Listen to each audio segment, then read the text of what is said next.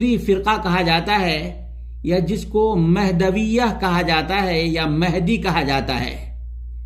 ये फिरका रब के कुरान को नाक़िस समझता है, नबी अकरम सल्लल्लाहु अलैहि वसल्लम के फरामीन को बिल्कुल ही नाकाबिल अमल समझता है और मोहम्मद जौनपुरी जो 10वीं सदी हिजरी में आया है, 10वीं सदी हिजरी में, और वो भी सूफी था। वो कौन था? सूफी था।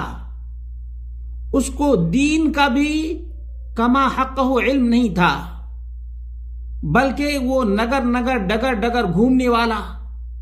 अब यूपी के जौनपुर में उसकी पैदाइश हुई, वहां से चक्कर लगाता लगाता गुजरात पहुंचा, हैदराबाद पहुंचा, मकरान पहुंचा और खुरासान गया, और यहां तक कि उसकी मौत अफगानिस्तान में वाक़ हो गई।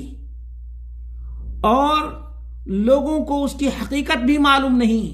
उसके बावजूद हम देखते हैं कि ये महदवी लोग अपने आप को, इस मोहम्मद जौनपुरी को अपना महदी मानते हैं। कुछ लोग तो खुदा मानते हैं, कुछ लोग तो महदी मुंतज़र और मसीह मानते हैं। और उस पर मुस्तजाद ये है, बड़ा अलमिया ये है कि जो आदमी इस 10वीं सदी हिजरी में आने वाले, 10वीं सदी हिजरी में आने वाले को जो महदी न माने वो काफिर।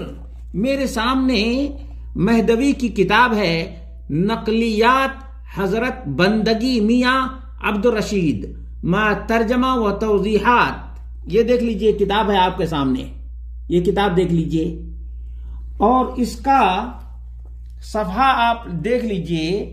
इसमें सफ़ा नंबर 5 पे लिखा हुआ है कि जो शख्स तुमको कबूल करे मोमिन बनेगा, जो शख्स तुमको कबूल करे मोमिन बनेगा, और जो इनकार करे काफिर हो जाएगा। ये देख लीजिए, ये इस लाइन में देख लीजिए आप। जो रब के कुरान को न माने वो अपने आप को पक्का मुसलमान कहता है। जो नमाज और रोजे का मजाक उड़ाए वो अपने आप को पक्का मुसलमान कहता है। लेकिन ये मोहम्मद जौनपुरी को कोई न माने, जरा लॉजिक से भी सोचिए, अक्ल खैरत से भी काम लीजिए। मेरे भाइयों, ये दुनिया अपनी इस्लाह करने की जगह है।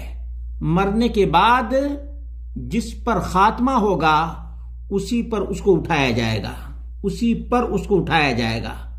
इसलिए अपनी इस्लाह दुनिया में कर लीजिए, दुनिया में अपनी इस्लाह कर लीजिए, वरना मरने के बाद न ये फिरका काम आएगा न वो फिरका काम आएगा। यहां तक कि मोहम्मद रसूलुल्लाह सल्लल्लाहु अलैहि वसल्लम ने फरमाया, ला उगनी अन्कुम मिनल्लाहि शैअन यौमल क़ियामा। फातिमा, सफिया, ए मेरे चचा, सब के सब सुन लो, क़यामत के दिन मैं तुम्हारे कोई काम नहीं आऊंगा।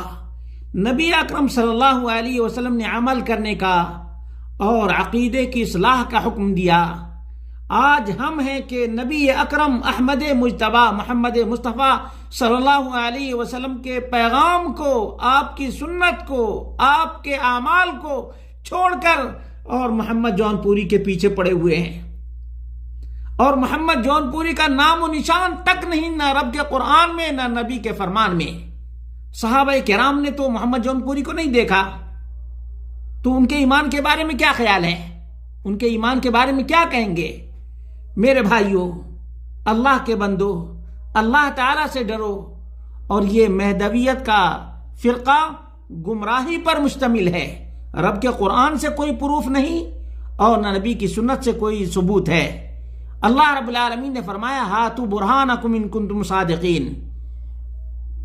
अपनी दलील पेश करो अगर तुम सच्चे हो।